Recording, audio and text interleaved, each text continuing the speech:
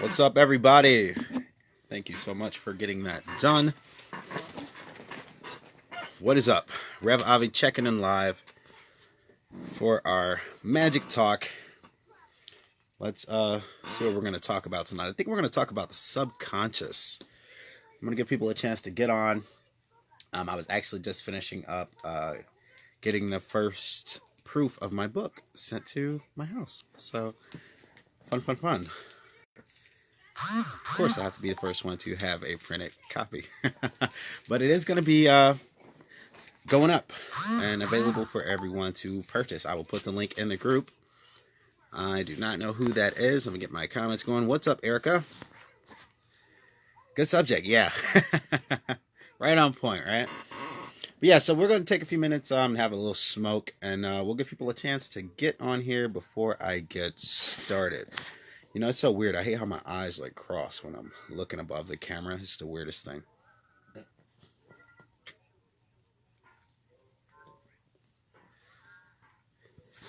Yeah, so we're going to talk about the subconscious mind tonight.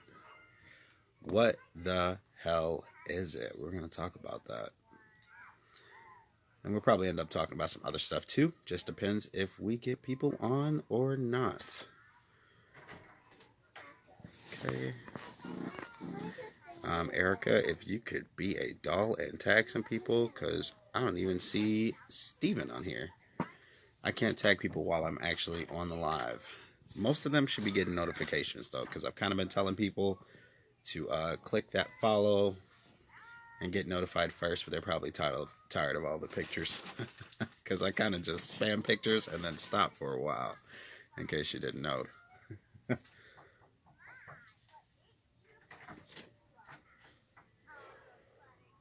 But it's kind of cool. Some of my friends are starting to jump in there too, and some of them are models, and they're starting to post their pictures and stuff. So that's making my life a little bit easier. Okay, let's get started. What the hell? If you're going to be the only one that's here, you're going to be the only one that's here. So I just can't see them yet. So, the subconscious, what is it? I don't have any notes. We're going to just talk about it because this is something that I have studied for a very, very long time. Okay? So, to try to understand the subconscious mind, okay, we're going to have to think about the mind as having parts, okay? We're going to have to start think of it as having parts. Okay, and if you've never taken a psychology class, that's okay. We're going to give you a basic understanding of this. I'm not going to drill on and on with psychology stuff, but you do have to have some kind of a basic outline. So if we think of it as having three parts, okay, we're going to have the conscious mind, okay, the critical mind, we'll talk about that in a second, and the subconscious mind. What's going on, Lauren? So, if we think of it as having those three parts, okay, the conscious mind is going to be sort of like that first 10%. This is where you're thinking. This is you. You're thinking. You're doing stuff throughout the day. You got to get stuff done. You make all the decisions. Okay, is that conscious mind? Now,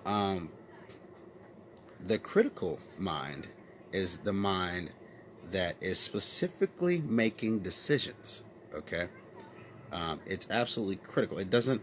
It's only involved in decision making.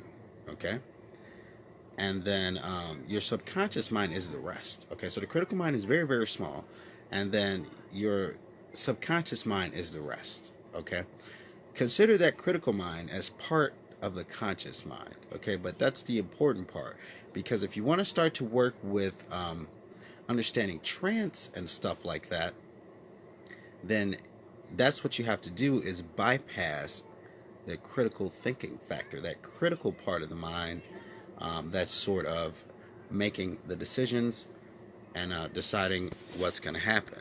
Okay, so now that we've broken it down into sort of three parts, what's up, Larry? What's going on, everybody? Let me look at some of these questions, and I'll get back to the three parts. Erica says, I read through the Samhita Dioram, bypassed the 72 demons for now, but read the rest. Very, very, very, very good. I will now read it again and practice what you said, what you laid out. Very practical, down to earth, just the bare essentials. Love it. Yeah, and that's how I practice, Erica. Is I keep everything very, very down to earth. Okay, so we've broken the mind down into three parts. We've got our conscious, our critical mind, which is part of the conscious, and then our subconscious. Okay, so when we're trying to access the subconscious, we got to get past that critical thinking mind, that critical decision making mind, and get a message into the subconscious. Okay, so the subconscious mind is automatic. Okay, it is very, very, very automatic. Okay. After this live, I'm going to post a link to the new book and stuff like that too, which talks about all of this stuff. But it's automatic. It's the part of you that controls your blinking. Okay, it controls your breathing.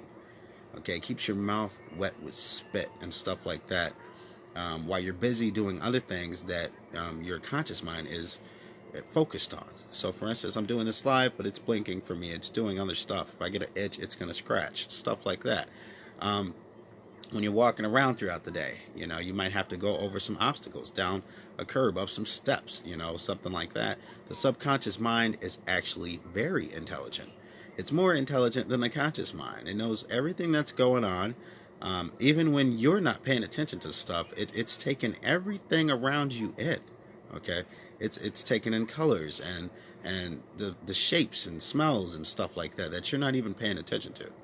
Okay, so it's very, very intelligent. A lot of people think that it is just something like you just keep repeating it and it's going to get in there, and it's a little bit more intricate. The mind is a very, very unique thing. It's a little more intricate than that. Let me scroll through some of these comments. A lot of these are tags. Okay. Sarah, just getting into the live. Hi, what's up? Thank you. I'm glad that everyone's liking the lives. I'm going to try to keep the content in the group sort of in control. I mean, it's kind of just like we're posting random pictures and stuff to keep people interested, keep eyes on the page and to help things grow. But it will start to narrow down to being real focused on lessons and things like that. Okay. So just for now, we're just trying to keep everything going and keep the ball rolling. Okay. So with that said, you got to bypass that critical factor to get in there. Now, it's not something that's easy to explain. Okay. It takes a lot of practice. It's something that you have to practice and verify. Again, we're back to that validity thing. It's something that you really have to get the validity of before you can even try to do it yourself. Okay, so if you want to try, like a lot of people sit around and they meditate and stuff like that. That's all that stuff is fantastic. Okay, but if you really want to master trance work, you're gonna have to get with another witch that knows how to do this stuff, or a hypnotist or something like that. Somebody that really understands the mind, and a lot of witches don't, but someone that really understands the mind and can put you into that deep trance state. You need somebody to put you there. They have to teach you how to do this. Okay, that's why in the olden days, and I talked about this before, when they initiated a new witch into the coven, they would put her through something called the witch's cradle. Okay, this was an entire ritual that was based around them taking the sacred sacraments, which were hallucinogens. Okay, very, very strong ones. And then they would then bind the initiate up. Okay, she get bound up, BDSM style, arms behind her back. Okay, blindfolded, hog-tied, and then put inside of something that looked like a big blanket. They would tie it at the top, so she's hanging in there like a teardrop, and then hang this thing from a tree. And then they would spin it and push it around and swing it, all night long, while they had a nice big burning fire and sang songs. And it was a method that they used to try to force the new initiate into having an out-of-body experience. Okay? So that is very unique history about witchcraft that a lot of people don't know. I'm sorry, I'm getting messages. I'm trying to get them off my screen. So, yeah, that's how they used to do it back in the olden days, was the witch's cradle. Okay? But all of this, the rituals and everything, is all an attempt to get you into trance states. Okay, it's all guiding you towards trying to get you into a trance state. The athames, the robes, the incense, the everything is trying to get your mind to go into that altered state. Okay, so when you realize that, there's really only one way to get that validity, and that's by getting with someone that can put you in that state, okay, that knows about it, knows what you need to experience, and looks for real subconscious reactions. Okay, when you get with people that know hypnosis, like with me, I mean, I've been out and done shows, okay, with crowds watching, and put people in hypnosis, and it's funny, and that type of stuff, you know. That, and I've engaged random people on the street and done it. So um, with that in mind, you know, this is something that you have to practice. Okay, if it wasn't for me going out and seeing other people respond to this stuff, you know, I wouldn't believe it. I would have just been like, oh, it's just more malarkey. It's more hocus pocus. But when you actually try it and you get with a friend and you try the stuff, especially the techniques that are in my book, my new book breaks all of this stuff down. I mean, there is language patterns in there.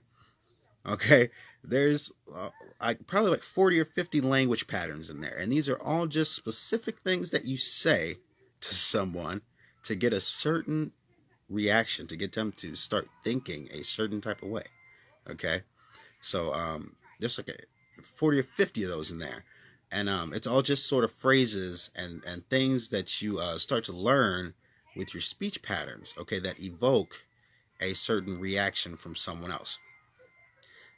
But and more in depth is that you learn how to do this stuff with someone else, and you get the verification that the subconscious is real, and then you get with someone that knows how to do it also, or you teach someone, okay, how to do it also, and have them do it on you. Okay, once you're in trance, then you set the trigger. Okay, so after they initiated those witches, then they showed them the pentagrams, the sacred symbols and stuff. Every time you get around this pentagram, you're going to feel that same power you felt that night we initiated you. Okay, because this is our coven symbol. Then it attaches your mind to that feeling, that state, that altered state. Okay, and you can go back there and you can connect with it. But jumping into these things and not knowing sort of how the subconscious works and the depths of the mind is definitely just sort of walking into it blindly and just believing in things. And frankly, that's not enough. Okay, so with that said, let me open up for some questions. There we go. I finally got that stupid message bubble off my screen. Okay, I'm not seeing any questions, so I'm hoping that this is pretty straightforward and simple enough for everyone to follow along with. Okay, so now where do the spirits come in? Okay, where does the astral come into all of this? Okay, so this goes back to that funny statement that I love to make, because I love the fucking Ghostbusters so bad. Every last one of them. Some people, which one do you like better? I like them all. I love them all. But nobody's got the Ghostbuster testing kit, people. Okay, anything that can't be verified, validified is in the realm of belief. It's absolutely just someone else's belief. The books, okay, the representations, the spirits and stuff, somebody has to write a book. They don't just appear out of thin air. Otherwise, we'd have spirit books popping up all the time. You know, you just reach your hands out and your guardian spirit would drop a book in your fucking hand. Okay, we got to be realistic with this stuff. Even the original ancient texts that are chiseled in the stone, I was just talking about this with someone.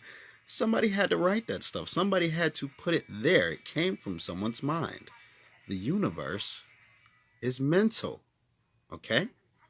So, once you understand that the universe is mental, okay, it's all coming from someone's mind, what can we create? If we're creators, that's anything. That's absolutely anything. Anything that you can imagine can become real for you. Okay?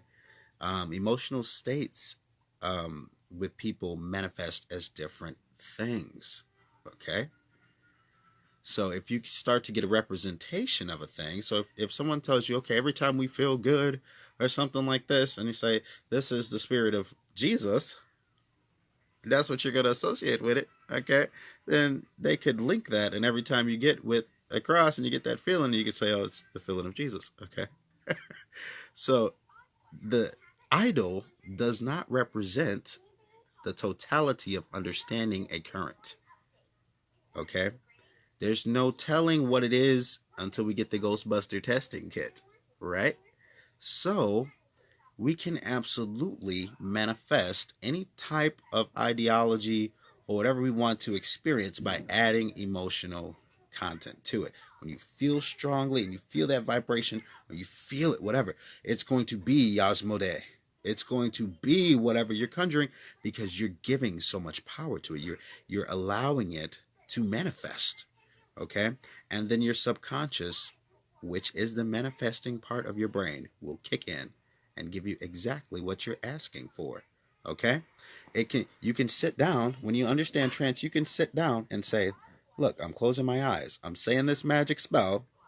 When I open my eyes, I want to see the great demon Asmodee in my scrying mirror.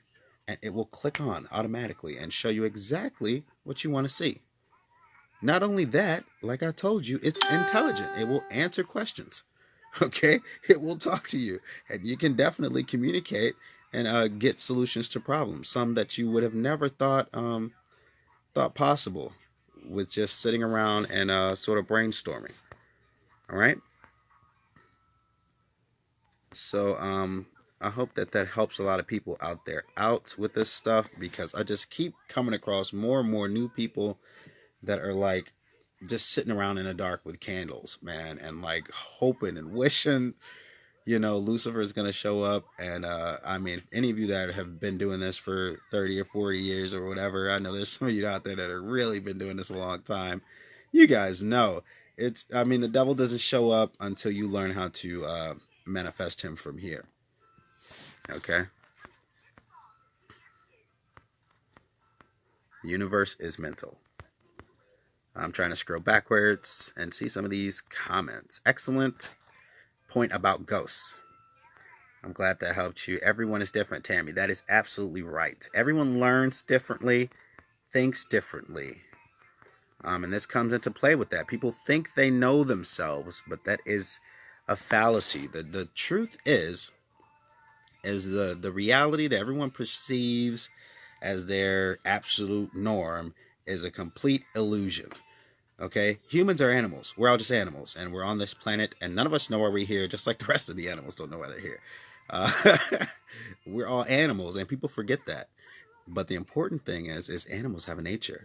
Just like you can teach a dog and train a dog and stuff like that. That same shit happens with people. Okay? And you can learn how to manipulate people. You can learn how to get inside their head. You can learn how to help people when they're stuck in a bad ways. Okay? You can learn how to work the mind like a tool. Okay? Because that's what it is.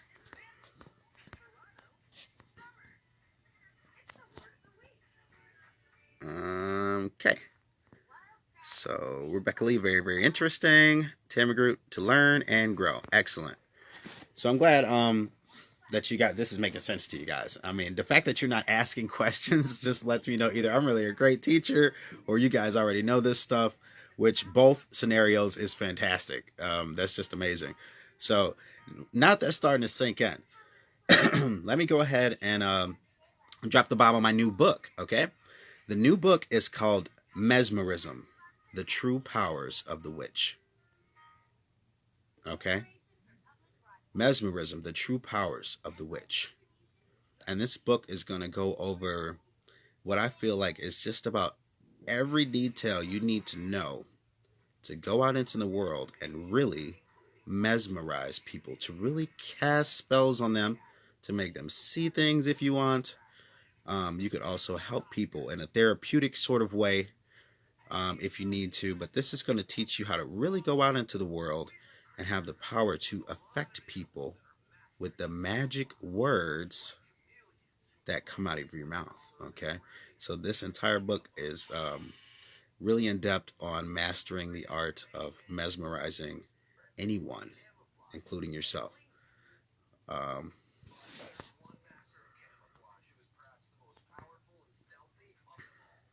I learn something new from you every time I watch it, brother. That's hilarious. Thank you, dude. I'm flattered, man. It's so strange to be. I mean, dude, because I'm young. All right, I have an old mind and an old soul, but I'm young, dude. And it's like I meet people.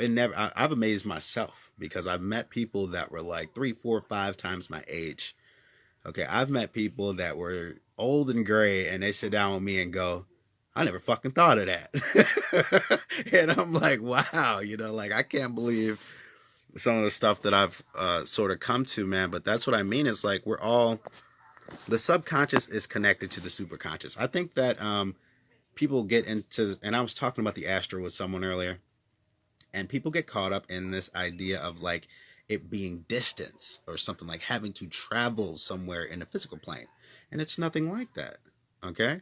The astral world is the realm of dreams. It's the realm of the mind. It's part of the great conscious mind that exists with everything. Okay. And when you go there, it's the same thing as like being in a dream at night. The only difference with an astral projection and a dream is that with the dream, you have that blackout phase where you go to sleep first and then it randomly happens. Okay. With an astral projection, there's no blackout phase. You just go straight from being conscious in this world to being conscious inside the world of the subconscious. Okay. Inside the dream world. And a lot of things can happen there. You can have experiences with spirits and stuff that's unexplainable. I've seen stuff in the physical, like for instance, I think when I was like maybe 15 years old, I had a projection right out of my room through the ceiling, out the building. I'm flying over to town, and there was an apartment building that was 2 blocks over. Okay, and I was up so high that I could see the top of the building, and I saw a beach ball on top of the building. And when I woke up the next day, I had to go see if the beach ball was there, and it was. And that was totally unexplainable. I mean, I don't know how it got there. I didn't put it there. I don't know if some kid lost it up there, but I would have never known that was there if it wasn't for that experience, and that was totally unexplainable. So it does cross into the realm of the unknown, tapping into this stuff. Just because I'm saying it's the subconscious mind doesn't devalue any type of supernatural phenomena. It's still stuff that happens that's totally unexplainable. Okay. Has anyone ever messed around with any of this stuff before? Have you guys ever heard? Okay, because I really don't think that there's ever been a book that's written like this one I just wrote. Okay, has anyone ever heard of working with hypnotism and mesmerism in an attempt to try to use it with ritual magic? I mean, you hear people talk about like, oh, the brainwave states, and you got to get down to theta and all of this stuff, but does anybody really teach how to master those types of skills to where you could really take the stuff in that book and go start a whole career if you wanted to? You can go out and perform with it. It's hilarious, making people forget their names and stuff like that. I mean, it's absolutely hilarious. But some of the stuff I teach in there is really dangerous too. Like, and not dangerous as in like you could get somebody stuck in a trance or something like that. That's complete malarkey. That'll never happen. What I mean is it's dangerous because, like, for instance, I teach how to get people to tell stuff that they wouldn't normally want to tell someone. Okay, so if you're out performing somewhere or with a group of people or something like that, and you get somebody hypnotized and they start spouting all their secrets, I've had people say some stuff that they wish they wouldn't have said. Like one guy, I asked him, what was his biggest regret? Once I got him hypnotized, I asked him, what was his biggest regret? And he said Nancy. And we found out that Nancy was his fucking fiance. So I'm pretty sure he wished he would have said that out loud. So it's kind of dangerous stuff to play around with. You gotta you gotta be careful and know what you're doing. And I cover a lot of this stuff in my book, and I talk about the experiences I've had, how I've used the techniques, and how anyone else can master doing the same thing. So it's very, very interesting. And I'm glad to be able to offer you guys something very unique. It's all from a scientific perspective. Again, just like my first book. No fucking bullshit mumbo jumbo. It's all straight down to earth. It talks about exactly what you need to do. Okay, a couple of the chapters are from Samita Dioram. Um, the chapters that I've included are going to be the I spell, but I've added content to all of them. Okay, so they go more in depth on what you need to do and the real concepts you need to understand to get those things to work. Okay, so the I spell is in there. All right, movie magic is in there. Okay, I go over that again in depth, what you need to be doing when you watch the movies to understand the process. Okay, so there's like a couple of chapters that are from the other book, but only a few. The rest of it is all new information that was not in the old one, and it's stuff that, like I said, can really, really change your life. You could go and, I mean, you probably need some licensing if you want to do hypnotherapy with it, because there are, laws against that and laws with that type of stuff. But I'll tell you something that's interesting that a lot of people don't know. With laws, there's loopholes, and people like me exist. You see, I'm never going to pay them to be a hypnotherapist, okay? Because they can have that title. Anyone can be a hypnotist. Anyone can be a witch. Anyone can be a mesmerist. As long as you don't call yourself a stupid hypnotherapist, you don't need their stupid ass title, okay? That law does not apply to you. You can still use these techniques, okay? They're public. They're in the public domain. This is stuff that should be known, but it's kind of shit that they sweep under the rug and just use against you, okay? I mean, the real people in power know about this stuff, okay? There's been movies about it. Another name for it is neurolinguistic programming, okay? Or NLP, if anyone is familiar with that. I go over some of those types of techniques and different ways to affect someone's subconscious mind, okay? Erica, only in terms of street magic. That's funny because the truth is I do magic tricks, but it's actually easier to do the hypnosis because I don't have to carry around shit in my pockets.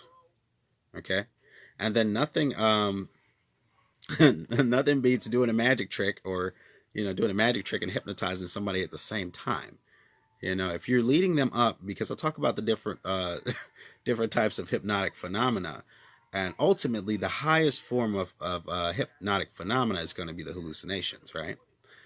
So if you're leading someone up and you're getting them to the point where they're having full-on hallucinations, nothing beats a little bit of eye candy to go ahead and push them over the bridge, Larry, I've always been one of those, analytical people.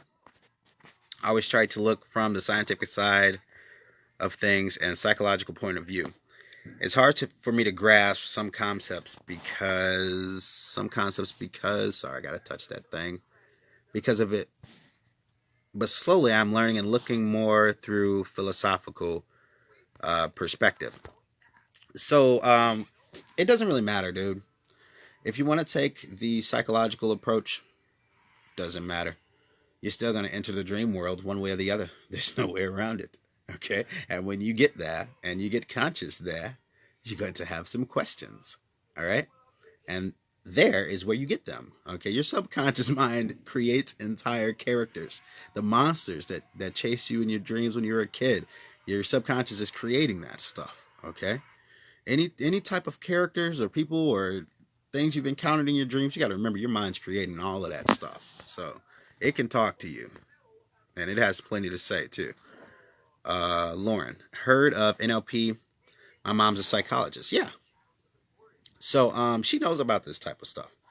But most psychologists and doctors and stuff like that only take it to a therapy type of ways. Okay. They have, again, those laws and rules that they are bound by that they will not cross because, one, they don't want to hurt their profession and stuff like that. My book tells you about some stuff that, I don't recommend anyone go out and actually try to do. You should not go out and try to do these things, people. It's gonna land you in jail, okay? Just a couple of things. Because using the NLP techniques and hypnosis and stuff like that. On people that have no idea about it, it makes it very easy to steal things, okay, and stuff like that. So you got to have some moral values. You have to be able to have some common sense and know what lines you're not supposed to cross. Okay. Um, Erica, you should write an autobiography. You're flattering me, and it's nice. I appreciate it, but you know, I don't know if I could sit down and have the patience to write an autobiography. I'm like, why didn't, if they got cameras, I wish they'd just go ahead and press play already, because I can't. That's too much shit to write. I've been through so much shit.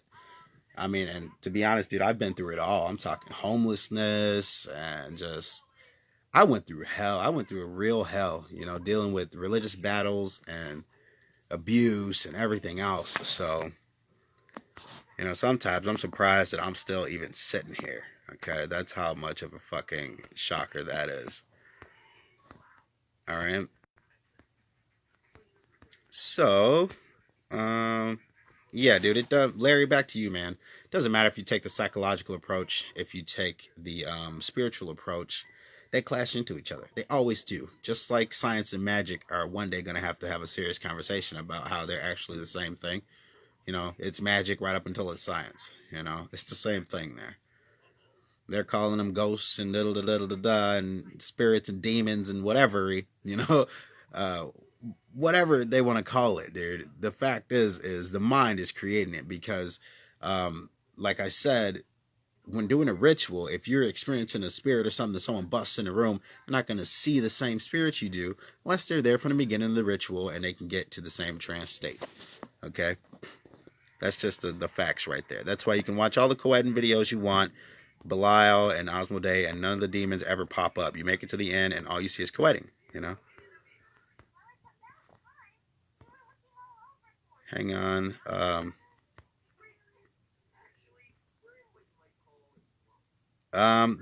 She's Erica talking about the autobiography.